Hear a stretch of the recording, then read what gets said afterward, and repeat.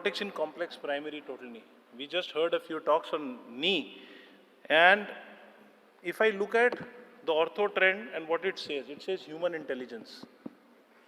So that is the first thing that I would like the audience to understand. No robo, I'll be very crude here. No robo can help you. Gadhe ko ghoda nahi bana sakta.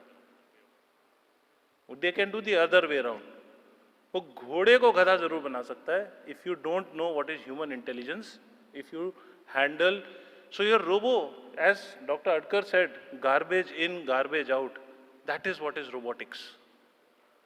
And you should not start with robotics if you have not done ample amount of knees independently. I can tell you in my hospital, the protocol is a fellow who comes for 1 year, he does not come into our main OT, which does robotic for 1 month. He only does conventional. So that is what I would like to impress upon when I go into this talk, that enable technology, do not fight technology. But where do you stand depends on what is your starting point. And that is what will help you. This gentleman we all know, we all hear him, we go out clapping, we say he takes a good talk. But he adopted technology in 2009. Why? For one reason, that is accurate restoration. And that was the time when it was navigation. So why did he adopt technology? He had a first mover's advantage.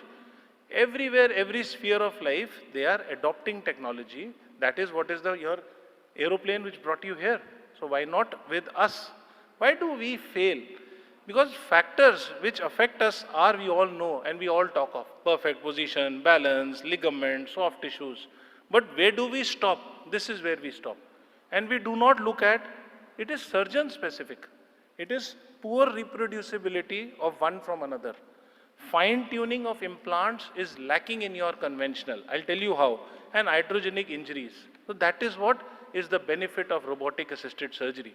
A software use will convert your anatomical image to a 3D reconstruction or whatever method you use. A CT based, plan your perfect cut, position, alignment, minimize your soft tissues and bony injury. So these are the benefits. We all from normal x-rays moved to standing and full length x-rays, and we were very happy. So when you are going into this journey and this was your initial conventional, you would take all these lines, all these parameters. Why not with this?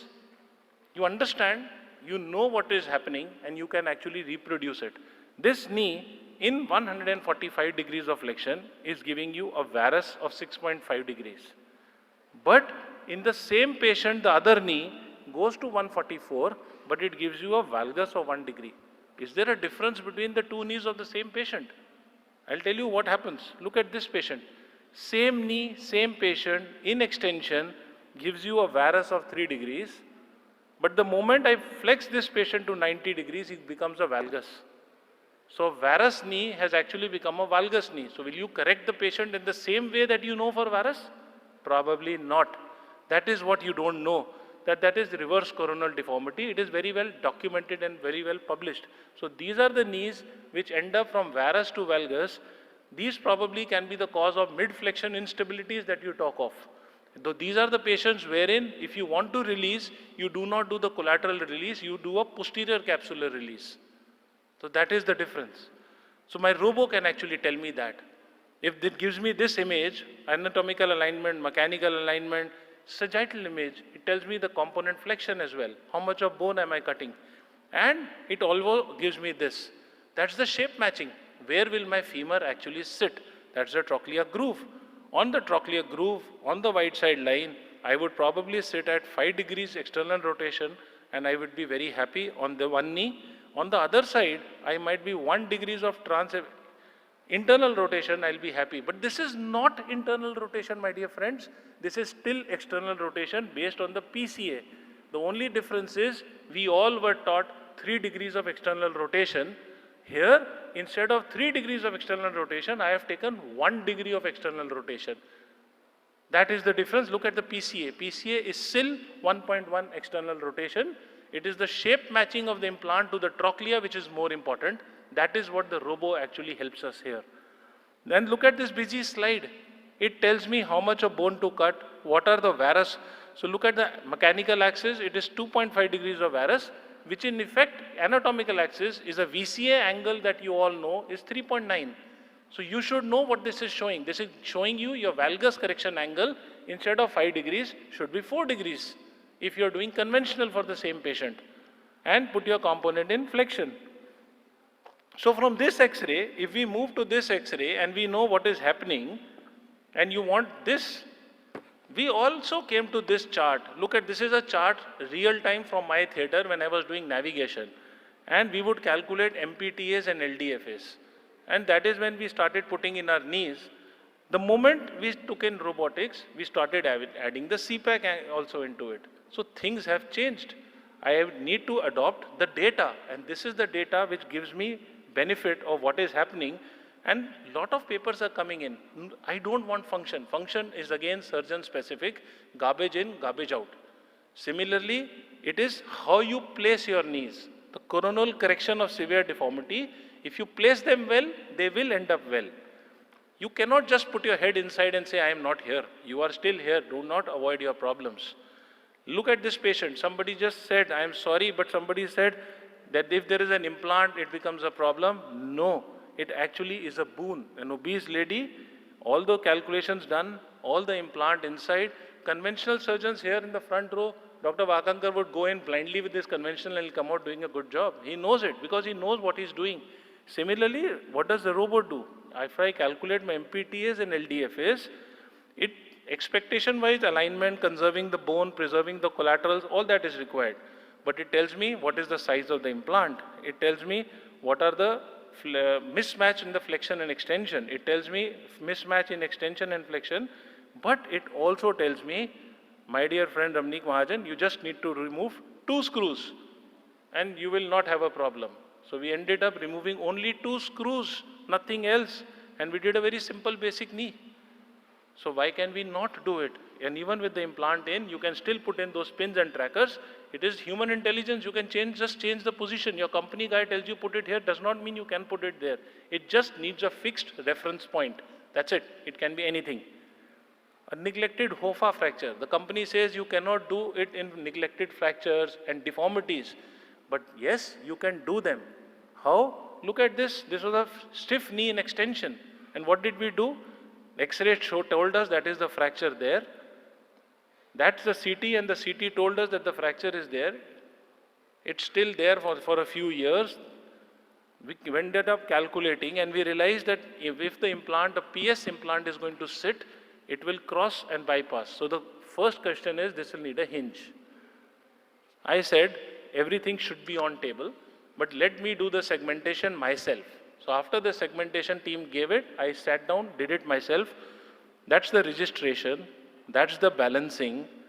That's where we realized that the gaps would be nearly okay. Gaps will not be a problem. It will be the execution which will be a problem. So what did we do? First we realized that the fracture was stiff, fibrotic, but it was still there.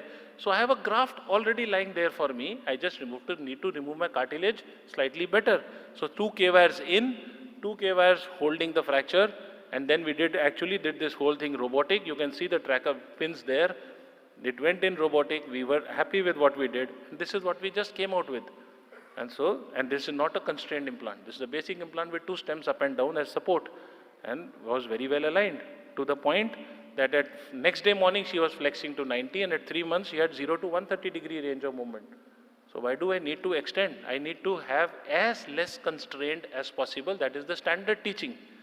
A bilateral complex varus. I will not go much into the details, but this is a very interesting case. We all have seen it in our OPDs, and they come in walking, grotesque, short, obese, and this is how they will walk. And my problem, she was mother of the head of the department of one of the busiest hospital in Delhi, government hospital. His mother, and I had to operate her, and she landed up like this. But look at the difference. This is for Dr. Vakankar because you see all these numbers. In extension, it is 22 and 23, but the moment I go into flexion, it was medial side 32 mm. So that means it was opening up actually on the medial side in flexion to a point. Look at how it is opening in medial side. It was like an incompetent MCL in flexion, not in extension. In extension, because of defect, she was still varus. So after all the permutation and combinations, 4 degrees of internal rotations, I still had to manage 5 millimeters. So what we were able to do, because we knew our numbers, we knew our robotics, everything was there. We put in those graft management systems and we ended up with a constrained knee for her. And we realized that the only thing that we can do is, in the femur side, we just don't need to put in a stem. A femoral component without a stem will actually cover the whole defect for us. And we were able to give her a knee that this is a stable knee, she can get up from a chair and she doesn't have a problem without support. So that is what was done. So I'm done with it. So that's the last of valgus. I'm not going to detail, but you can go ahead. Literature supports with extra-articular deformities. Everything is possible. So complex. So take-home message is, it is predictability, the reproducibility, the balance, the restoration of physiology. So planning is critical, and it does give you a 360-degree view of the whole joint. Thank you so much.